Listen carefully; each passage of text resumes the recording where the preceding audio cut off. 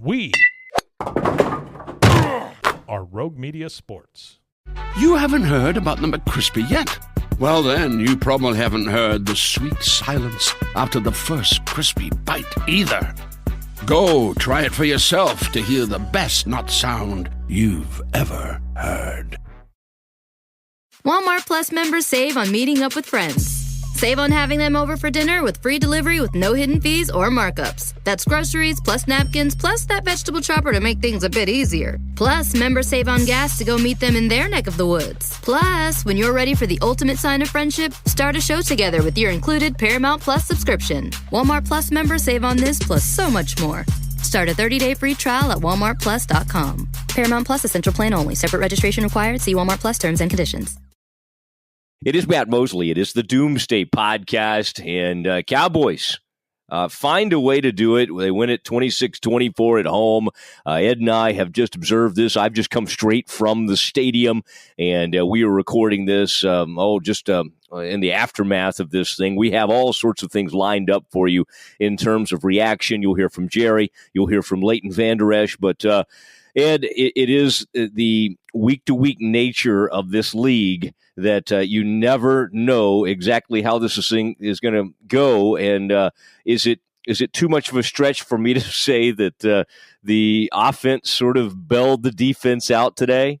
No, I don't think it's a stretch to say that. It is kind of remarkable that we keep talking about the fact that the defense is probably the better unit of the two on this team at the moment. And that's the first time it's been that way in several decades. But this was definitely a performance by the offense that has to inspire some confidence going forward. You know, for Dak Prescott and Zeke Elliott, it was like, 2016 at Jerry World all over again. And you make the point that, in the NFL, every week is its own entity, and it's unrelated in any way to the previous week. For example, last week, the defensive-minded Matt Patricia Lions won their first game. They limited Tom Brady to 133 passing yards, and the Patriots scored only 10 points. Then on Sunday, the beleaguered Dak Prescott had twice as many passing yards, or nearly so, as the five-time Super Bowl champion in New England against the very same opponent.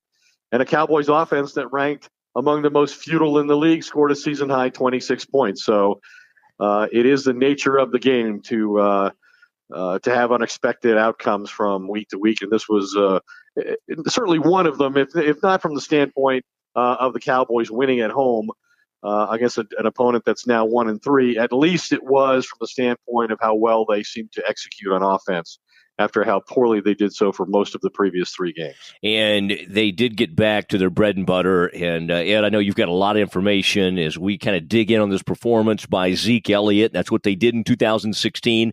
And I think that was part of the theme for this week. We heard some of the goofiness from Jerry trying to say there wasn't a huge difference between the Cowboys and the Rams. I still think that's a kind of a stretch for him to throw that out there. But there was some strangeness coming from the Cowboys. But then they also talked about there are going to be some new wrinkles. I don't know if we saw some amazing new wrinkles.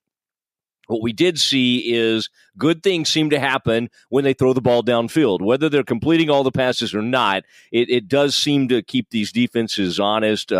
Lots to come on that front. And, of course, Glenn Stretch Smith, our former Cowboys coach and scout, will join us to grade the efforts of the Cowboys. Cowboys with a big win, and we talk about it. Frito, play the music, please.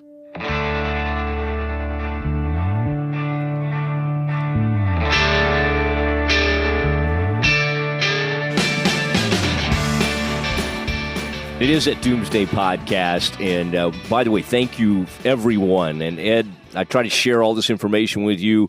Another record week for us last week, and whether it's on Stitcher, whether it's on Apple Podcast, all the different places, Spotify, more and more people. Facebook seems to be a big player for us, so we appreciate everybody being a part of this thing, and we're really on a great pace for this season, and that's an exciting thing. And, Ed, we've had two horrific losses. Had the one win against the Giants. Giants down right now to the Saints. So isn't it strange that last week it felt like the sky was falling, and Now Cowboys sit there at 2-2, and you saw what happened to the Eagles today. And you look around the rest of the league or the rest of the NFC East, and Cowboys, as they sit here today, are in a pretty good position.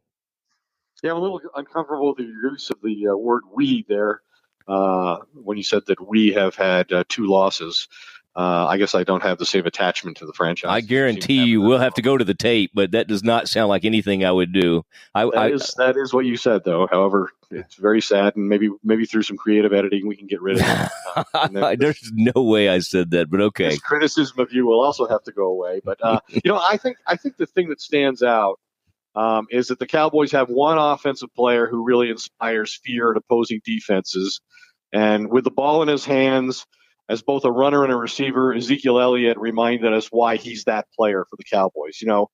We think of him as this, great punishing rusher, but he really belongs in the same company with, Todd Gurley and Christian McCaffrey and Alvin Kamara when it comes to being a premier all-around back.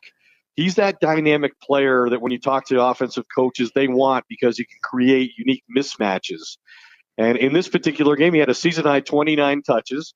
He had a career-high 240 yards from scrimmage. He created 4 explosive plays, caught a 38-yard touchdown pass that turned out merely to be his second most important catch of the game because he had the 34-yarder to set up the game-winning field goal.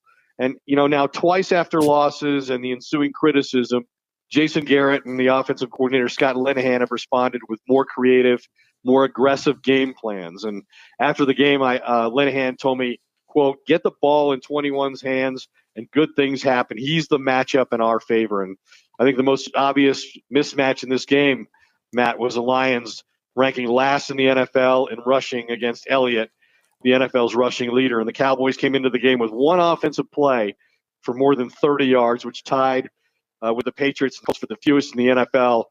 And Elliott creates plays of 19, 38, 41, and 34 yards. And I think a final point is that he was really beyond amazing in demonstrating how complete a back he is.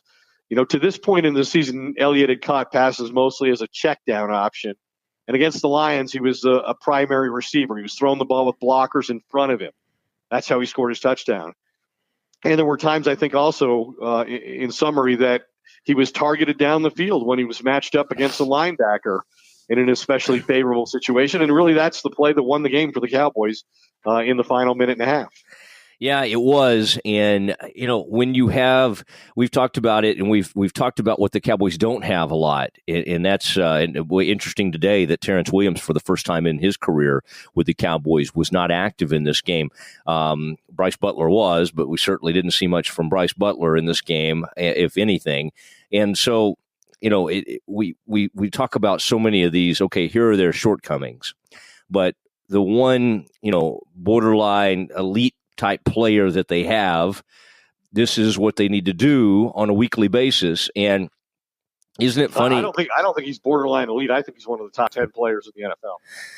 Well, okay, I think I probably would just call him elite. Let's take borderline off of there. But I would say that the way they used him today, it then becomes a head scratcher on those days. And I know sometimes they get behind, they love to say, well, we got behind the sticks today, or we got downs, we couldn't run. But I mean, when you see how he was used today and how devastating he can be on a defense, it just makes you wonder how in the world would you just not plan everything around him, which makes you think, Ed, from a week-to-week basis, sometimes they almost probably outthink themselves. Hey, let's try some of these other things when, hey, we've got this unbelievable player. And to a certain extent, it was a little bit more like, you remember when the Vikings didn't have just a ton of weapons to go with Adrian Peterson back in those days, and he would have enormous numbers. And what did they do? They fed him the ball over and over and over, and these backs tend to get in a rhythm when you do that. And I think we saw it. But you're right, when you get him in the open field, and then when you throw it downfield to him, the wheel route. People always give me a hard time for how I say that. Say wheel route, Ed. Wheel route. Okay. Yes, I can't say that, but he has devastating speed, and I think what it is we're so used to teams. Now you see, like the Atlanta today, Calvin Ridley went crazy. I mean, we've seen Julio in the past. We're so used to seeing teams with these incredibly athletic, fast wide receivers that's where we spend all our time. When you have a back who can do all that, today was one of those reminders that he can do it all. And so why get away from anything? I mean, this was a historical type performance. And he said, of the two big, plays he had in the passing game, the 38-yard touchdown and the 38-yard catch to set up the game-winning field goal, he said of the 34-yard wheel route play, he said, I've been trying to get to that play for a while. We ran it a couple times in practice and hit it. So he's been advocating for this sort of role, and I can't imagine why there would be any hesitation on the coach's part not to go ahead and use it. He's obviously demonstrated in the Pittsburgh game and the San Francisco game last year, that he's a very capable receiver and he can make explosive plays. And it really is something I think they need to develop and exploit more. He said of the one play, called it the Linehan play. And that every time they throw that screen pass play where he's got people leading him down the field, including Joe Looney, almost 40 yards down the field, making a crushing block at the goal line. Wasn't that impressive? He said that has worked almost every time he's got 3 or 4 touchdown passes on that very play in his career. Yeah, you're right. You would think now they understand, let's put this ball in our best players' hands. Now, it does seem like they have an easier time committing to that, Ed, at home than they do on the road. Sometimes you face a little more adversity on the road and they get away from it. I'll also say this. I think it was very important, especially for Dak, to get in a little rhythm early. And by the way, there was some kind of mock cheering in the press box as he approached 200 yards today. Dak's got to get past 200. And as he was at 180, then it got to 190, but then he got to 205, and he ends up at 255. But Ed, we saw it in that game against the Giants, the long pass to Tavon Austin, which went for a touchdown in that game.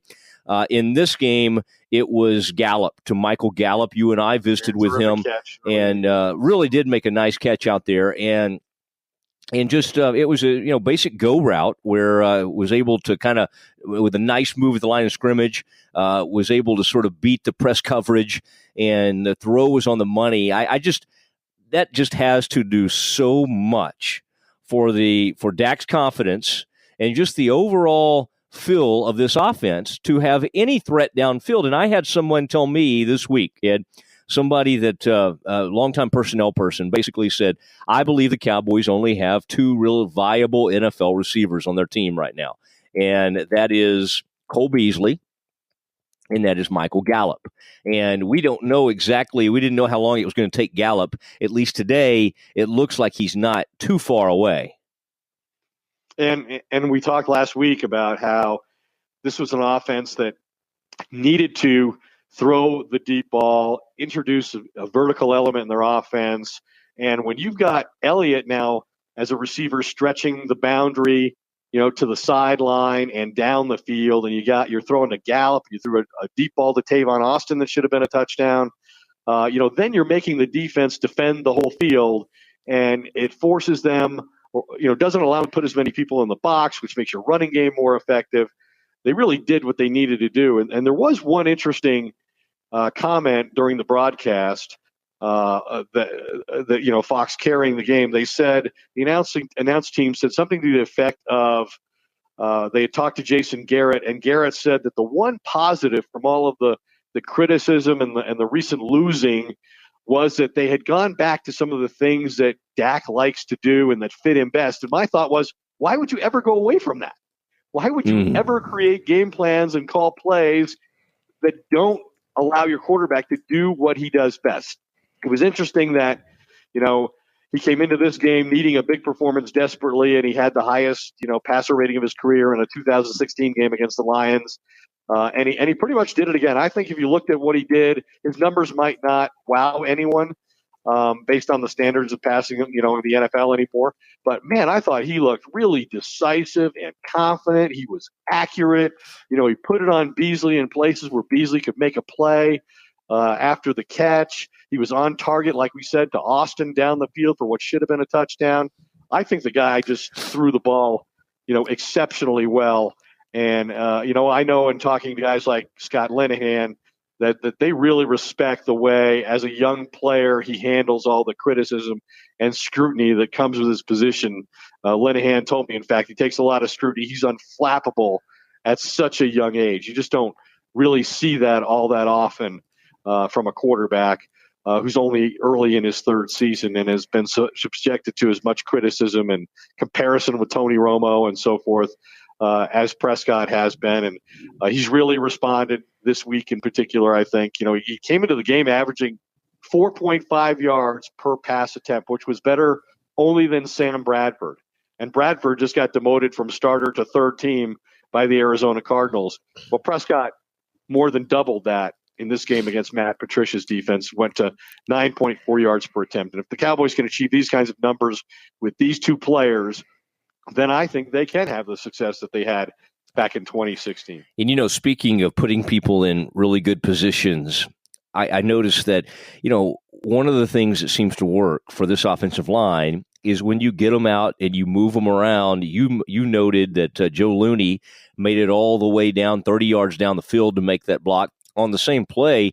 You had Martin was out there. Obviously, Connor Williams is a real athletic guy. If you have a tremendously athletic offensive line, go ahead and pull those guys and get them out in space because they seem to perform really well. Sometimes, at least at this stage in his career, Connor Williams gets overwhelmed at the point of, right there at the point of attack. And if you can sort of put them in good spots. And by the way, did you notice on that one big run that Zeke had? That there was a defensive lineman, I think it was Williams, he had for the Lions. He had pretty much blown that play up, and he had kind of overwhelmed Connor Williams on that play. But that was a Zeke play where he was able to elude that first rusher, and then it led to a really big play. So and by the way, you talked about scrutiny on this quarterback. How about the scrutiny this week on the guy that you and I spent a lot of time with at training camp? Scott Linehan, and kind of the speculation on his future, and would Garrett at some point want to take back the play calling? It puts him in an odd spot because it's like you can't just completely tear up what you're doing, but everybody's sitting there watching the Rams, watching the Vikings, and going, why can't you guys look like that? Why you're watching the Chiefs? Why do you guys look so much different than that? And I thought he responded pretty well as a play caller. Yeah, one of the, and this was a game I was just thinking about this. We've been advocating for them to, use Prescott's unique mobility, and they did run a lot of zone read type stuff, but he never really ran with the football. In fact, I forgot when I was checking the final stats to see if he had any official rushing attempts. I know he got sacked 3 times, but they did use the RPO concept to advantage. I thought in this game more than others. One of the criticisms of the Garrett Linehan offense is that the receivers are constantly catching the ball coming back to the quarterback instead of going down the field.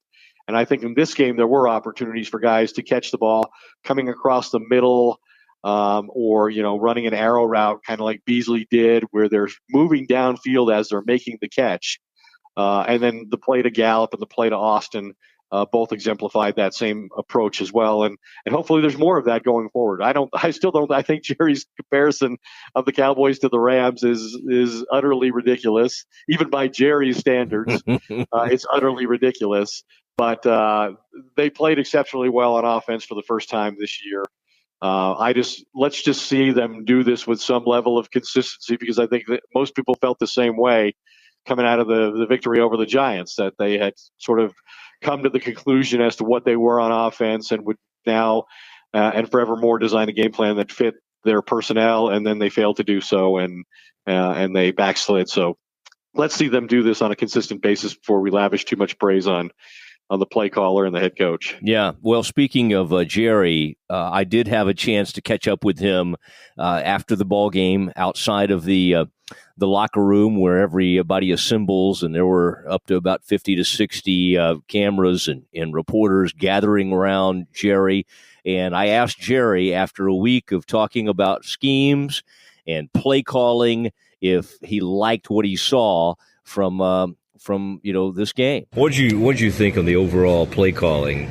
Lots been made about some of the creativity and other schemes and all. How'd you feel like that played out? I thought we had a good. I never thought today at any time that we didn't have some offense and some options in our offense. They made good plays. I'll tell you this.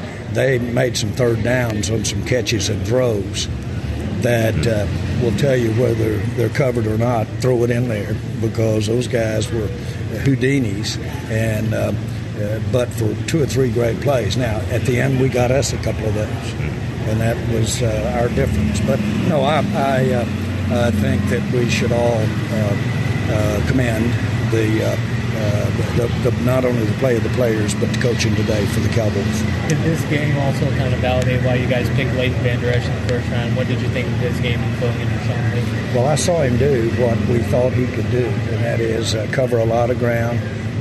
He's intimidating for a quarterback because his span is so visible, just his length. And then again, he does pass defend well. But I thought he did a real good job in pursuing and going from sideline to sideline. I'm really proud of the way he's played the last 2 games. Are you starting to get the feeling that you're going to have to sit down and talk about big numbers with DeMarcus Lawrence?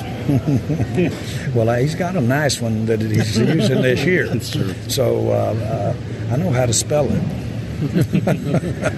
There are the numbers when Dak throws the ball down the field, not even completions. When he throws the ball 20 more yards down the field multiple times in a game are huge in terms of them winning and losing games. Do you think this is more than a one-game thing, but it's a trend or a direction throwing the ball more down the field? The answer is yes. And I have not thought this year that we weren't going to throw the ball downfield. It's been a part of our plans, and so I would expect us to good things happen when we start trying to take it downfield relative to what we can do. The stuff you saw, Zeke's touchdown on the throw to him out of the backfield, and then actually the last one there. Good things happen when we start using those other backs. I'd like to see number 10 get the ball more on some crossing routes because he can. He doesn't have Beasley's separation and quickness at the point, but he has the speed that can give you some plays. And so I like the options with our passing game. I'm not as concerned about our passing game as the stats would normally make you think I should be. What's the difference, Jerry, between 1 and 3? What now they're 2-2 and now 1 and 3? Well, it's so early, but these games, it's always that one that you can remember. And so this is a big win for us. And we did not underestimate Detroit as a team coming in here in a home game. That was always going to be a tough one for us to win in Seattle. We had a big challenge on that one from the get-go just because it was in Seattle. And so, but we know it doesn't all start or end here.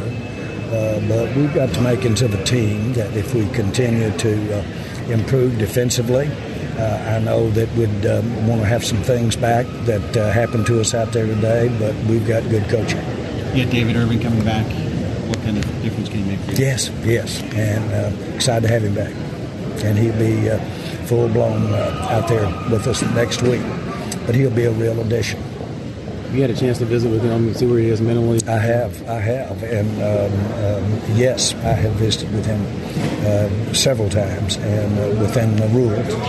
But I have visited with him, and he's anxious to get back on the field. You think he's ready to contribute immediately? I mean, do you think he's there, or are you going to have to ramp it up? There's always that shape thing, but he's so unique physically that I wouldn't dismiss him helping us immediately, especially since interior here we've got a little, with Woods a question mark here.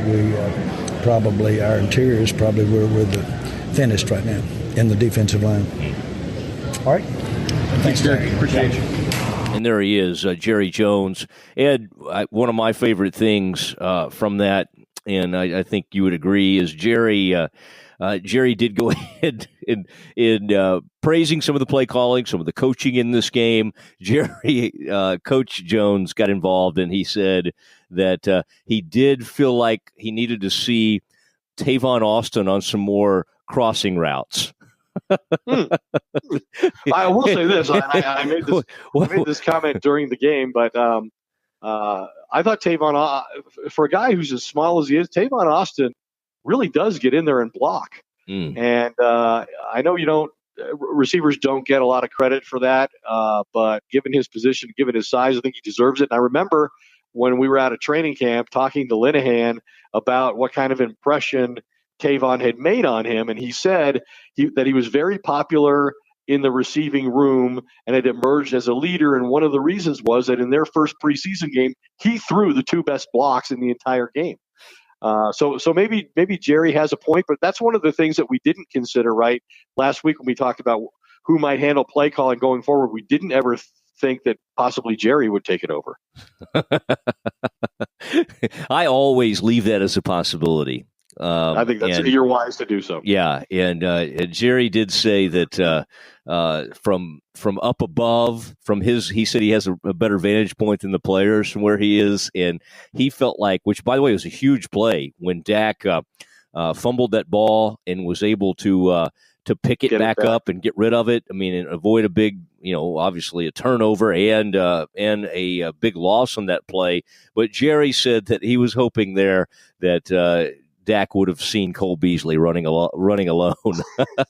Well, I got to tell you that when that play began to unfold, it made me think of the famous or infamous play that Romo made very early in his career against the Rams when the ball got snapped over his head. He ran back 20 yards, eluded people, ran up the sideline, and actually made a positive play out of that. But Dak at least didn't accept a negative play, which he did earlier in the game when he took a sack that took them out of field goal range. That was obviously a big mistake for a quarterback who's played as much as he has. And I guess my final point on the offense would be, I think they've got to find a solution for their red zone woes. They were 1 for 3 scoring touchdowns in the red zone, which is not normal for a team that runs the ball well. Usually the teams that can run the ball well have great success in the red zone. That has not been the Cowboys' experience this year. And in fact, they reached the point of desperation where they actually put Rico Gathers in the game. And I know you must have gotten your Baylor T-shirt out for this one and waved it like a terrible towel. But Gathers gets in the game, and Dak throws a high ball to him when he's trying to make a post-up type play. I mean, really, you're this desperate. The guy hardly plays at all. He has 0 receptions in the NFL in 3 seasons with the Cowboys, and you're throwing him the ball on 3rd down in the red zone. I think probably, if I had to guess, they tried Swaim and the ball was a little high for him on the other side right before that. If I had to guess, Rico just didn't run onto the field in time for that other play, and then they had to race him out there, Ed, for the 3rd down play. I think if Jerry called a play in this game, this was the one he called. We all know he's the reason Rico has a job. Yeah, and boy, they keep him active. This poor guy they took from Stanford must not really be ready for prime time. And by the way, I did notice your point on Tavon's a good one because, there was a couple of times, like even on design run plays, where they lined him up in a spot you would always put a fullback or a tight end. I mean, it was like an F-back inside, like the defensive end to throw a block. Yes. And I thought, I watched that one time happen. And I thought, why are you using Tavon Austin? But it's like you said, maybe he's one of their better blockers, so they decided to put him out there. But lots to get to. Ed, you and I will when we sign off this evening, we'll be able to cover some of our thoughts on the defensive side of the ball. Yeah, I got a few. Yeah, side of the ball where they struggled. But let's do our very, very famous and was getting a lot of acclaim out there. That's a stretch with former Cowboys coach and scout Glenn Stretch Smith. He provides his grades for this game. We call them out and assign grades, and we do it next. First of all, I want to talk about Hodges Capital. And, the guys at Hodges Capital, Clark Hodges and Craig Hodges, do such an amazing job. They come from a business that was started by their father, and Craig was heavily involved as well, but Don Hodges, and it is it's a business for folks that have high wealth, and it's also a place for folks that are just looking to have a great retirement. And that's the place. And they started it many, many years ago with a few equity funds, and the thing grew and grew to the point when MSNBC or CNBC, whichever one it is, that is constantly talking about stocks and all this kind of thing. They have Craig Hodges on constantly to talk about where the markets are headed. And so when you think Hodges Capital, that's a place you need to get involved, and you can do it right down there in downtown Dallas, and they just do an extremely good job, and we love having them involved with the Doomsday podcast.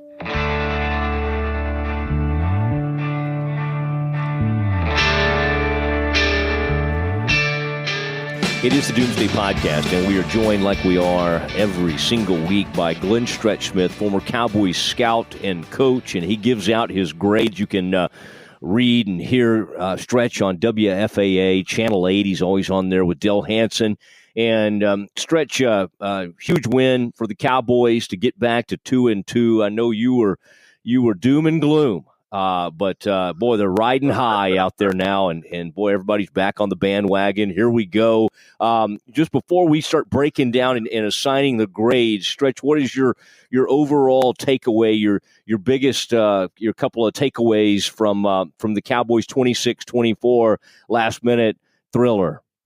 Well, I think they know what they have in a really good running back. They got him matched up outside. Big in the passing game. I think they're starting to understand a little bit better, and I'm going to say Lanahan is, with what he's going to have to do to really move the football. And I'm saying move the football, move the chains. They stayed ahead of the chains and did a nice job with all that. So offensively, it's that. And then, Lawrence getting 3 sacks. They got some pressure without having to bring more than 5 guys. And when you can do those things and still play coverage, it gives you a chance to be able to, to not give up big plays. Now, unfortunately, in this game, they did give up some big plays, and it almost cost them. But I do like that they're able to consistently get pressure, bringing only 4 and 5 guys. And to me, that makes sense on the long haul, to be able to give your defense, a chance to be successful through a 16-game span. All right, let's start Stretch, and Ed, always feel free to jump in anywhere here, but let's start with the quarterback position. Dak had been under a lot of scrutiny, and of course, it's well documented that the man has not had any games of over 200-yard passing in some time, and in fact, got to go back to last season. I think week 14 perhaps, but comes out and has a solid day. What did you think of this quarterback, and was it did he look drastically different than the guy you remember watching last week? Well, I think they designed some shots down the field for him. He took those shots. Now, unfortunately, Austin dropped the ball in the end zone. That would have been a touchdown, and that, I believe, would have put him over 300 yards. So, you got to keep taking those shots with him. These people have been critical of him throwing the deep ball, and can he push the ball outside the numbers? And I think, today he dropped some balls in there, and that's what you're going to need to see him do. That's what he's going to have to continue to do is to be able to do that. I also like that, on the screens and on those things where they get the ball to the perimeter, I mean, he's not afraid to give a little ground and be able to bring that rush to him and still get that ball out accurately while he's moving his feet. So he's accurate with the football, and I know that he's going to rest well tonight, knowing that he's calmed down some of the storm here in the Metroplex. What do you think about, and one thing that grabbed my attention, Ed, I don't know if you thought the same thing. One thing he's got to do is know when to slide or when to get out of bounds. And you just can't. I know he's kind of built to take some punishment here and there, but boy, you don't want to take the unnecessary punishment. And he kind of hung around too long over on the sideline on one of those and just got tattooed over there. And so he gets back up. He's a courageous guy. But boy, one thing quarterbacks can't do is take those things and expose themselves when they don't really need to. Now let's run through some of these positions. Let's go with the you mentioned him already, but the running back who had one of his best days ever. In fact, his best all-around day when you put in his receiving yards with his 152 rushing yards. And by the way, Stretch, would you give Dak a B, or where did you have Dak?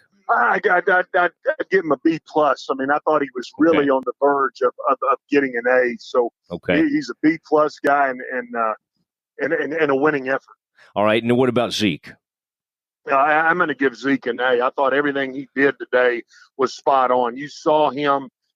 He was patient with the zone. I mean, he cut it back in there twice when they were in two tight end formations, really made some nice runs. He's a patient runner. I love how he's a downhill runner. I love how he finishes his runs. And I've got to give him an A, an overall effort, including the fact that they got him mismatched outside in the passing game. Is there any reason in your mind, Stretch, that they can't do this with a lot more regularity, use him in the passing game like they did on design plays? Well, I think, Ed, you make a good point. I think it also depends on who they match up, out there with him. If they match up, a nickel guy, I think Detroit today kind of had the dime guy that was matched in there with him, and it was a matchup that Lanahan likes. So if you get the right matchup, I think you can continue to do that. I think it's just going to depend on what personnel, the other team, the defense decides to put in the game. And if they do put that dime personnel in the game, who's to say you can't show empty, bring him back into the backfield and let him hammer you running the football? So I think defensive coordinators are going to have a challenge one way or the other, either dealing with him in the passing game or, obviously we've known he can run the football. I just like that they let him run out of that slot. He pressed that route up the field, and knowing that he gave that outside box, to Dak to throw that football, and it was a critical play at a critical time in the game. So I do think that it's something they can continue to do. All right, what about the offensive line play that you saw? Ed already commented on Looney getting all the way downfield on that one little screen pass out to the right or swing pass and leading the convoy. It really seems like, Stretch, from what I can tell, these guys are at their best when you kind of get them out and move them around a little bit, and they do a pretty nice job of picking up their blocks in space. What did you see from those guys? And I agree with that point too. I mean, they're an athletic offensive line, and anytime you can allow those guys to get out there on the perimeter, there's a lot of offensive lines, top-heavy guys. I mean, guys that get out in space and they want to fall down. That's not the case with this group, so trying to understand it. But today, this offensive line was they got a hat on a hat, and they are really good in space. So playing to their strengths, I felt like, is what the entire offense did. And I got to give the offensive line group a B+ also.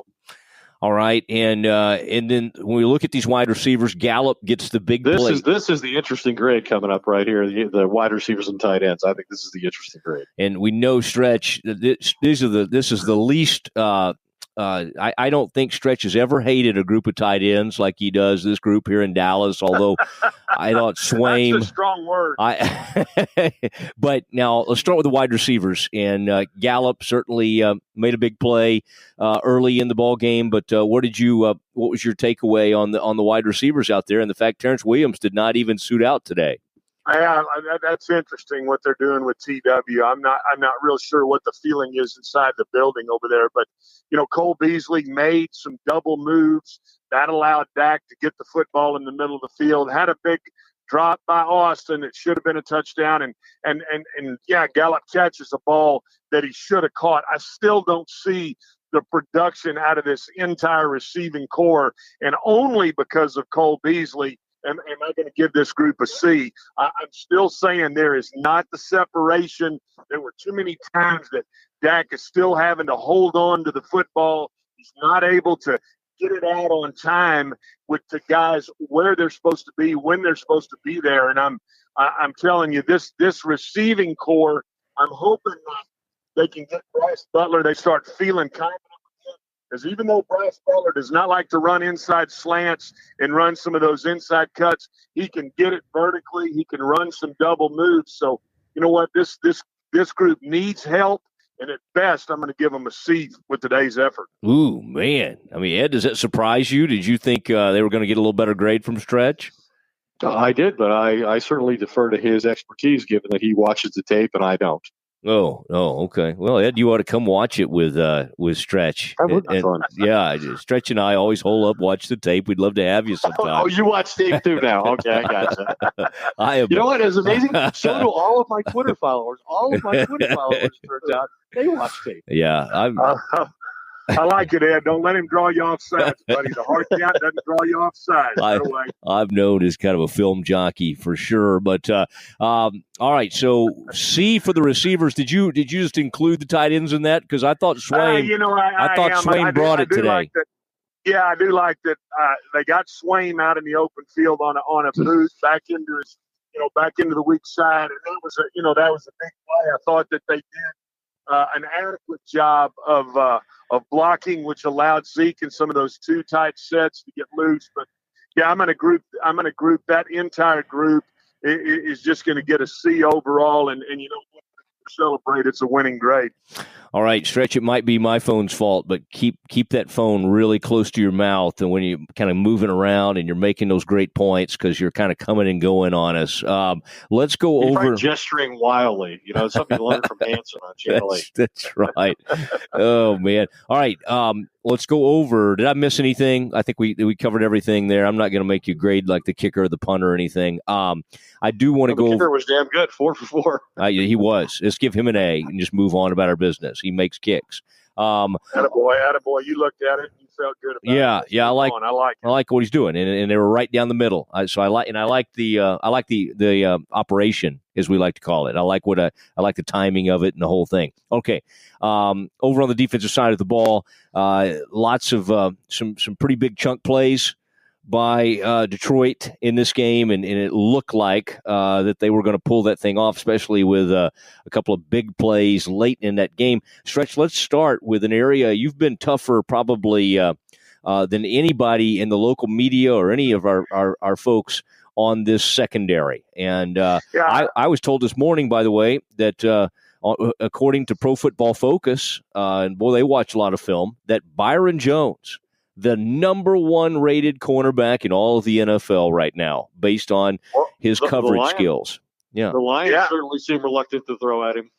No, they didn't, for whatever reason. They did not like that matchup, and they were really going at Awuzie. They were going at that side. Secondary wise, I thought they got exposed a little bit. I thought Edwards got exposed a little bit. I thought Woods got exposed some. And I'm talking about from a coverage standpoint. He took a few, not great angles, and usually he really does an okay job back there as a kind of a forced tackler. But this group today gave up too many big plays, and because of that, I've got to give this group a C. Now, I will say this: Awuzie did make a play on the slant. He did make. He sat on a few routes and was able to. Was able to get his hand on the ball. But whenever you start saying I'm going to rate a guy number 1, I need him to be getting some turnovers. I need him to get his hand on the football. That's what I'm not seeing. And still no interceptions for this defense. Yeah, and it makes a good point. You know what? They didn't really throw it at him, and it's hard to get an interception when you don't throw it your way.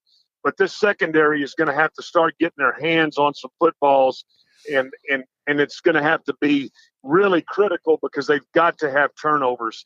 And I'm talking about from here moving forward, if this team wants to do what they want to do, which is, stay in the middle of this division race, they got to get some turnovers on the back end.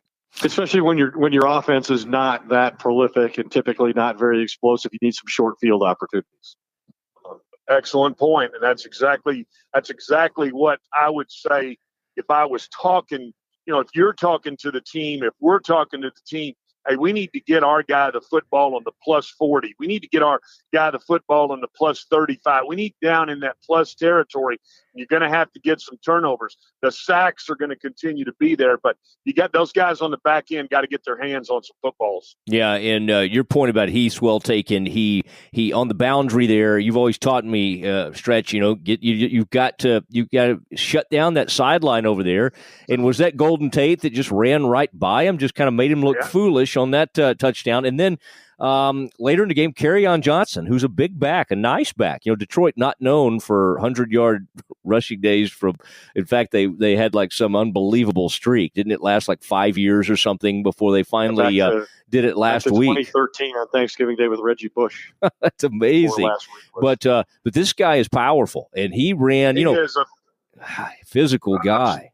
Yeah, he ran with a real reckless abandon, and you could tell when they got that play down there on the goal line where Detroit ran that little ghost fake, and then they ran that outside zone there. You could tell it was something that they had seen on film how Dallas was playing that, and sure enough, he got one-on-one with the safety, and in a lot of situations, you're either the hammer or the nail. Yeah, and right there, I'm afraid that Heath was the nail. That's the truth. What grade are you giving the secondary? I'm giving the secondary a C. Okay. Yeah, the entire secondary is C. You're right. I just looked at the stats. Stretch. They had one pass defense all day as a defensive group, not just the DBs. It was Awuzie's one. That's it. That's all they had. Yeah, one time he got his hand on the slant, and that's something that's got to change. You've got to be breaking some balls up, tipping some balls. You've got to get your hand on the football, and that's why I've been so critical of Byron Jones. I think he's a great athlete. He's got good hips. He can run, but you still have to have instinctive things that cause you to get your hands on the football, and I'm just not seeing that right now. And we saw what happened last week when a ball gets deflected. The Cowboys had 2 interceptions in Seattle to Earl Thomas for that very reason. Yeah, and Ed, you made a good point, by the way. Earlier, you had noticed that for people that have tried to monitor that Earl Thomas situation to see if the Cowboys might still have some interest, there was a report today that they're stuck on a second-round pick is what they're now asking for. Adam Schefter, I believe, had that out there. But he was carted off, and he's now in an air cast. I believe they'll take lefts now because Earl Thomas was carted off, and he made an obscene gesture as he was being carted off, and nobody knows if that's because it was toward the Seattle sideline, so that was a result of a 29-year-old guy being forced to play for his next contract and not being extended, and now this injury is going to put him in a really bad position when he goes to free agency in the offseason. Wow. But he's got more career interceptions, 28, and more forced fumbles than all the other Seahawk defensive backs combined, so this is a huge loss for both Earl Thomas and the Seahawks. We're certain he wasn't saying Seahawks number one. Yeah, it didn't appear to be that. Okay, it might have been Hookem. He was just using the one Seahawks. It was the camera angle. You couldn't see the other. Couldn't see the pinky. I tell you, and Stretch, we won't get into this, but boy, you doubting Tom Herman. I mean, this thing is on fire now down in Austin. Okay, linebackers, Cowboys linebackers. This is an interesting one too because Sean Lee didn't play and the Cowboys won. That almost never happens. Correct. Well, and I really do like what the linebackers are doing. You can tell that Sean Lee has kind of taken on a mentor's role with Van Der Esch. Now, there was 1 or 2 times where he did not take a good angle, and the only way you're going to be able to do that is to be in the game. There's no practice you can simulate that. It's just having to play the game. So it's really hard for me to ding him for that. I saw Jalen Smith, again, making some plays. This group is it really is. Overall, when you look at the linebackers, they're active with their feet. They get into coverage. They've got some route recognition, some understanding of what Detroit was trying to do and really what everybody has tried to do to them. So right now I got to give this group a B, and it's a strong B for playing well. The only reason it keeps them out of the A category is you've got to take great angles and you got to be able to get guys on the ground in the screen game. Is there a chance that they could become like even better in the as far as rushing the quarterback? Right now, it seems like Lawrence is doing most of the damage for this defense. Jalen Smith at times has shown an aptitude for really being good in that area. Is that something you think both these guys, Van Der Esch and Jalen, could really bring as far as maybe being pass rushers in addition to all the other stuff they do? Yeah, absolutely. And when you see, when the opposing team gets in third and about 7+, you'll notice that Dallas gets their defensive tackles, their inside guys, really wide. And I'm saying wide. They're almost in in 3-eye techniques, outside eye of the guard. And there's 2 gaps in there that are really wide open. And the reason they do that is so that they can run those outside TE games, where they twist. Either the tackle goes first in the end will loop, or the end will come first and the tackle will loop. And they feel good about that because obviously Crawford can get the edge also. But what I like about that particular set is that allows them then to run some games with those linebackers. And Arizona used to be really good back when I was in the league of running, A-gap blitzes where you're getting on both sides of that center and you're causing that protection to turn one way or the other. You saw them do it really good against New York. And you didn't see them do it this week, but I think part of that is because I'm not sure of the comfort level with the defensive coordinator and Van Der Esch, the timing of how you got to kind of bring one linebacker and then loop the other one back in there. But I do think that's something that you're going to see this team continue to explore, really to try to get the matchups that they want outside, but also to get their linebackers active over the center. All right, and then let's take a peek at this defensive end. They lost Antoine Woods today to injury, and so it'll be we'll just kind of see how they have to fill in there. They're going to get David Irving back, and Jerry said he's not sure how ready he'll be, but he thinks he might be able to make an immediate contribution there. But how this defensive line hold up? We obviously know Tank Lawrence had a tremendous game. Yeah, but I saw some really good things out of Gregory. I still see big growth in Taco. I still see him. He's really starting to come around. And when I say come around, I think it's a really tough position to transition to when you think about going from college to the NFL, because the best offensive linemen are at tackle, and they're obviously strong and they know how to get their hands on you. And I think there was a real learning curve for him. But as I watch him, I still can see him continue to flash and do some things. And the arrow's pointed up on Taco. I like Gregory. If you can keep him on the field now, like you were saying, you add David Irving. I mean, this is going to be a group that's going to be able to rotate some guys. And the key is continue to get pressure, only bringing 4, because that allows you to drop 7 in the secondary. That allows you to do some things from a coverage standpoint where you can kind of, per se, perfume the pig a little bit from they recognize their weakness and know they're not good back there, but they can do some things still dropping 7 that allows you to be sound in the back end. And when you can get pressure with 4 guys, that gives offensive coordinators a really hard time at trying to get matchups. So I'm giving this group an A and really a great job today. I think they were the true difference maker in the football game. Zeke gets an A, the defensive line get an A, and that's who won the football game for you. I think we have a new name for this segment, Matt. What's that? Perfume the pig. I like that's a stretch. By the way, I've just got a text, guys. I'm going to share this just with y'all and our Twitter audience or our podcast audience. I'm now hearing someone else was calling the offensive plays today.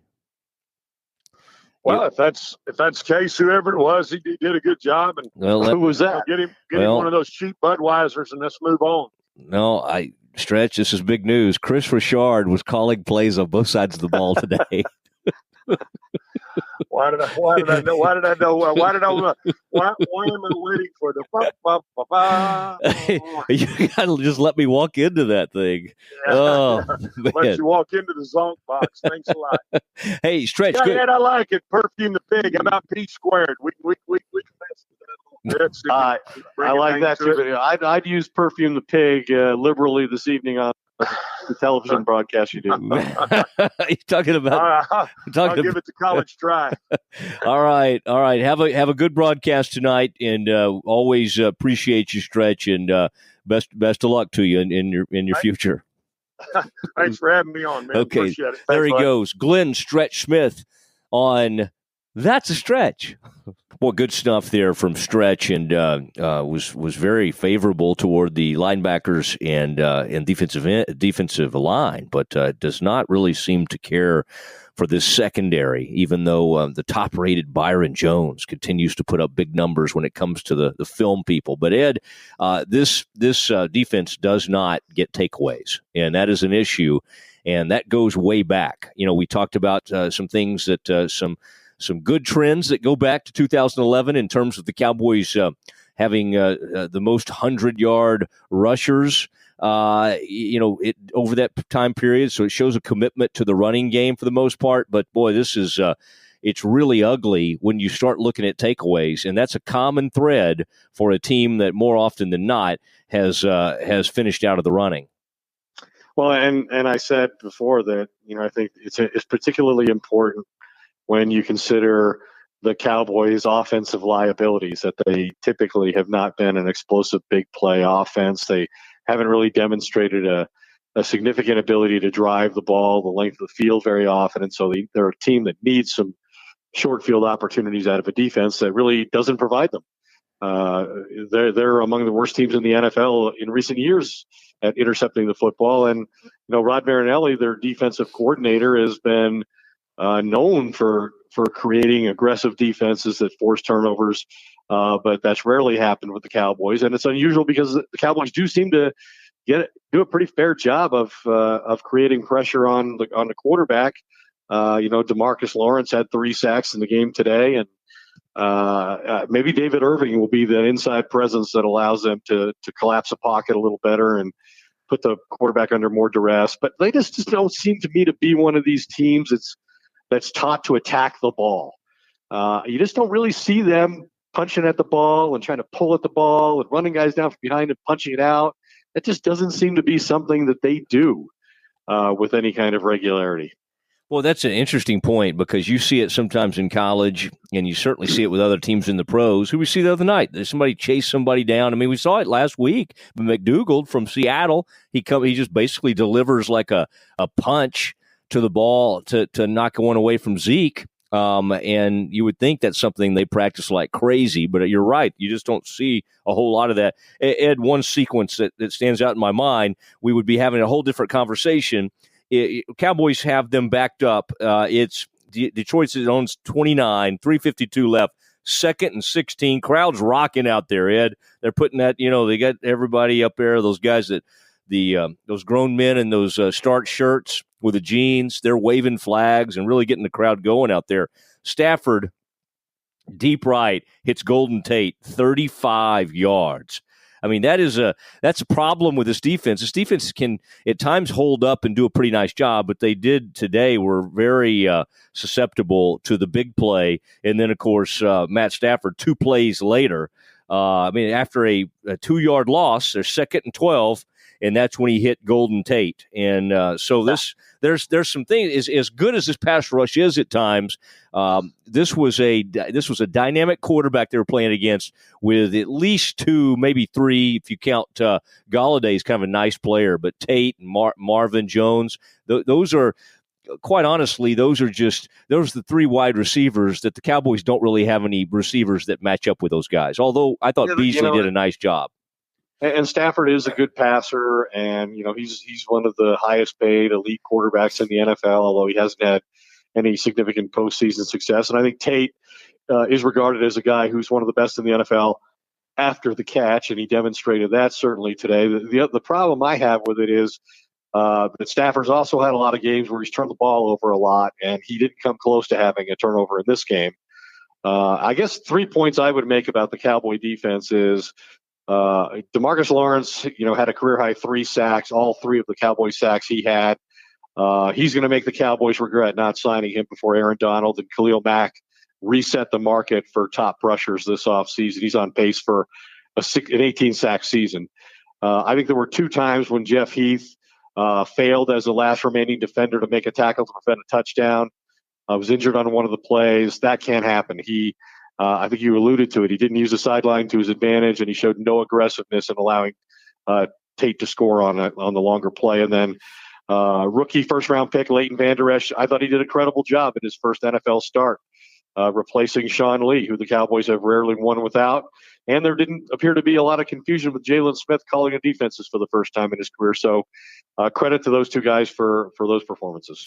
And by the way, that was one of the things I talked to Van Der Esch about, was what Sean Lee was doing over on the sideline. So they were getting some really good feedback, and he didn't mean this as a joke, but I kind of had to laugh because he said, "Man, he's like having another coach over there." And I think Sean, the more games he misses, the more he'll just be like a coach. And at some point, as great a player as he is, they want Van Der Esch to replace him. They want Jalen Smith to be the future. So today we had a peek at the future of this linebacking core. And it's one that as good as Sean Lee is, from year to year, you can't depend on him to always be there. And so we'll see if they can kind of build on this performance. But I'll say this, the Wolf Hunter is he's referred to by the coaches.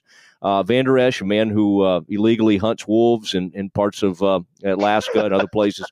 I thought he's got a little edge to him. Like, he doesn't like being questioned about, what was it like? What was your first deal like? He's kind of like, hey, I'm here. I'm ready. I got the confidence. And so I kind of appreciate that about him. Well, I think he better continue to play well because, as we all know, the Cowboys could have used an explosive receiver, given that they let go of Dez Bryant, and we've seen them struggle at the position. A lot of people think it's one of the worst groups of receivers in recent NFL history that the Cowboys are putting out there with Dak Prescott right now. And they could have had Calvin Ridley, who's now got 6 touchdown catches as a rookie with the Atlanta Falcons. And I'll give you that the Falcons have far better supporting personnel, and Matt Ryan's a better passer than Dak Prescott. But still, the guy has 6 touchdown catches as a rookie, and that's the player that the Cowboys were choosing between when they decided to take Leighton Van Der Esch. And they opted to go with Van Der Esch because they did want to have an ability to continue winning games without Sean Lee, which they had not been able to do the past 3 or 4 years. And I'll do what you usually do. I'll just provide you with a little stat I've run across from our old pals at ESPN Stats and Info. That was six scores in the first 4 games. That's the most by a rookie since 1952. How about that? Calvin Ridley 1952. Star on his helmet. Was taken 20th, 1 pick after Leighton Van Der Esch. Ed, it's been a pleasure, and we had a lot to talk about. There's a lot of excitement around the this team improving to 2-2, and we thank all that you've done, Ed, on the Facebook community. The Doomsday Podcast Facebook is a place you can find us, and then our individual Facebook. Feel free to jump over there, and then there's just so many other ways to experience the Doomsday Podcast. And we'll be we thanks the Frito up here at Frito Nation Productions. We'll be dropping this pretty soon here, and so we'll have everybody this evening and then driving to work tomorrow. We look forward to visiting with you. So Ed, for everybody who's been a part of this, I just want to tell everybody have a great week, and hope you have safe travels. I hope you come back to us at some point. I'll be back when I'm done watching games with the fireplace, roasting my toes, and enjoying being able to go back and forth and watch replays as much as I want to see exactly what happened. I'm sorry, forced retirement isn't going any better for you. All right, I'll visit with you soon. Good work, and we'll talk to you soon. Good night, everybody.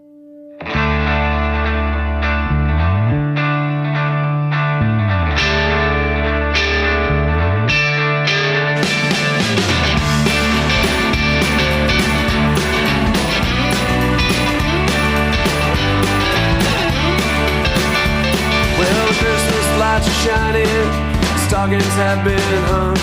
You're praying for your daughter, lighting candles for your son.